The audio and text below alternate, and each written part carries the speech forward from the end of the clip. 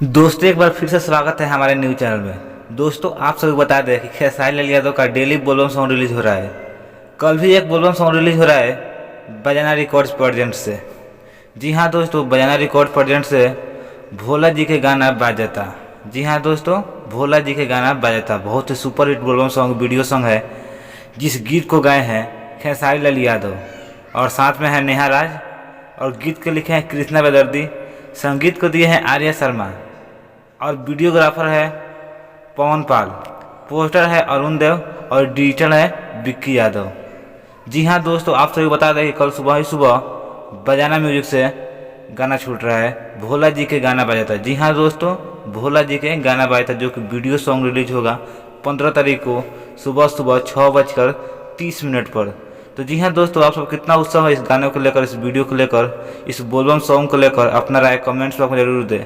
दोस्तों बहुत ही super hit बोलबम सॉन्ग है।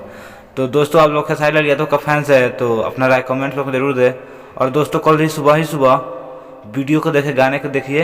एल्बम का नाम है भोला जी के गाना बाजता। तो दोस्तों उम्मीद करते हैं कि आप सभी को न्यूज़ अच्छा लगा होगा, तो हमारे चैनल को सब्सक्राइब कर लीजिएगा।